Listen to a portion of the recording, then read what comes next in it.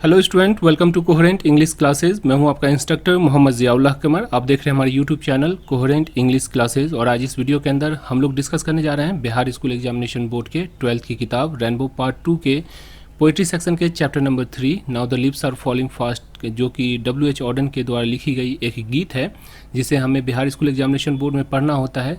तो आज इस वीडियो के अंदर हम लोग डिस्कस करने जा रहे हैं समरी, जिसे हम लोग लाइन बाय लाइन ट्रांसलेट करेंगे, एक्सप्लेन करेंगे और इसके वर्ड मीनिंग को देखने की कोशिश करेंगे। जिस तरह से कल मैंने इसी पोएम का पूरा लाइन बाय लाइन ट्रांसलेट किया था, एक्सप्लेन किया था, तो अगर आपने उस वीडियो को नहीं देखा है तो मैं आपसे रिक्वेस्ट करता हूं कि उस वीडियो को भी देखिए।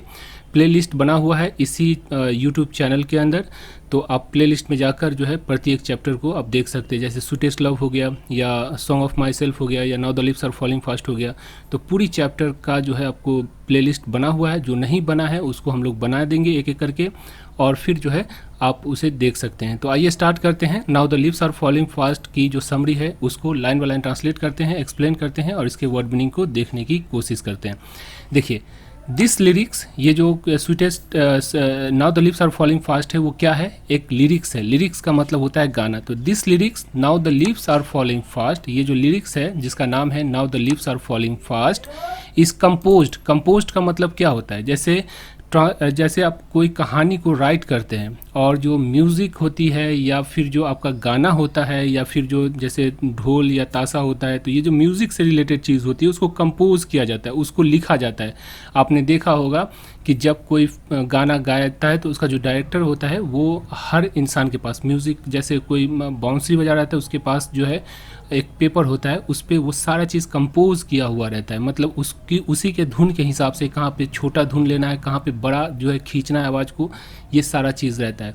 तो इसीलिए जो है कोई भी पोएम हो या जो म्यूज़िक हो या फिर जो लिरिक्स हो तो उसे कंपोज किया जाता है। ठीक है, तो this lyrics now the leaves are falling fast, ये जो लिरिक्स है now the leave are falling fast is composed by W.H. Auden. W.H. Auden के द्वारा कंपोज किया गया, यानी इसको बनाया गया है। ठीक है, ही इज़ वेल नोन। देखिए, वेल नोन का मतलब क्या होता है? वेल नोन का मतलब होता है बहुत ही जो जानी पहचानी जो हस्ती होती है उसको हम लोग क्या कहते हैं? वेल नोन कहते हैं। He is well known for versatile and religious poem and lyrics.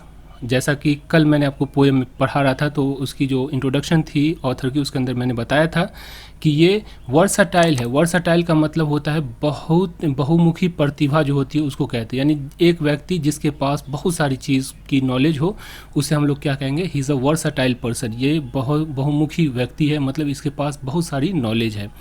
And religious, यानी उनकी वो जो पोएम लिखते थे, ही इज़ वेल नोन, यानी वो प्रसिद्ध थे किस चीज़ के लिए? He is well known for versatile and religious poem and lyrics, यानी कि जो धार्मिक पोएम हो या फिर जो है डिफरेंट टॉपिक्स पे जो पोएम है उस पोएम और जो लिरिक्स यानी कि गाना है उसके लिए ये जो है पहचाने जाते थे। वे बहुमुखी तथा धार्मिक कविता तथा गीत के लिए पहचाने जाते हैं। ठीक है, वेल नोन मतलब कि बहुत ज़्यादा प्रसिद्ध, जिसे हर लोग जानते हो। He was born in 1907 and died 1973। उनका जन्म कब हुआ था? 1907 ईस्वी में हुआ था और मृत्यु कब हुई थी? 1973 ईस्वी में हुआ था। He was Anglo Catholic bye religion. वो धर्म से क्या थे? वो एंग्लो कैथलिक थे, मतलब कि धर्म से जो है उनका जो धर्म था वो क्या था? Anglo Catholic. He also work as a translator, critic and editor. उन्होंने अनुवादक, आलोचक के रूप में भी काम किया। क्रिटिक का मतलब क्या हुआ? आलोचक। ठीक है।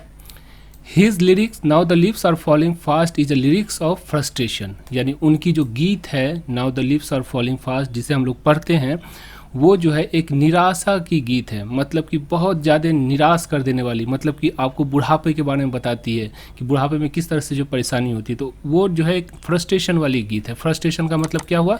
निराशा, है ना। Don't overcome frustration on you, मतलब क्या हुआ कि अपने ऊपर जो है फ्रस्ट्रेशन को हावी मत होने दो, मतलब कि फ्रस्ट्रेशन अपने ऊपर मत आने दो। ठीक है, तो फ्रस्ट्रेशन का मतलब क्या हो गया? निराशा। which W.H. Auden wrote for those who has forgotten that one day they must have to die।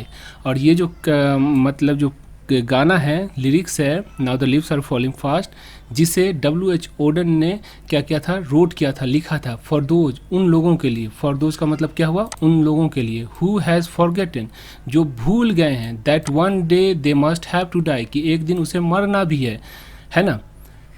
It is based on old alliterative. Alliterative का मतलब क्या होता है, एलिरेटिव का मतलब होता है अनुप्रास। ये जो है सो एक टर्म है जो कि पोएम का है। तो इट इज़ बेस्ड ऑन एलिरेटिव, एलिरेटिव पर ये जो है बेस करता है, मतलब कि ये लिखा गया है फोर स्ट्रेस लाइन लिरिक्स। यानी कि एलिरेटिव का मतलब क्या हुआ, एलिरेटिव का मतलब हुआ कि वो पोएम जो 4 लाइन पे बनी हो, जिसे हम लोग कहते हैं रुबाई। यानी कि वो कविता या वो गज़ल या वो गाना जो 4 लाइन पे बना हो, उसे हम लोग क्या कहते हैं, रुबाई कहते हैं। उसी तरह इसे एलिरेटिव, एलिरेटिव का मतलब क्या हुआ कि वो कविता जो जिसका प्रत्येक लाइन क्या हो, 4 लाइन का हो, ठीक है, उस पर आधारित है। Here alliterative 4 stress line means a poem with only 4 line in each stanza. यहाँ पे जो है एलिरेटिव का मतलब क्या हुआ कि वो पोएम जिसमें 4 लाइन हो, हर पोएम मतलब पोएम का जो लाइन हो, पंक्ति हो, वो हर पंक्ति जो है 4 लाइन से मिलकर, 4 जो है सेंटेंस से मिलकर बना हो, उसे हम लोग क्या कहते हैं, एलिरेटिव कहते हैं।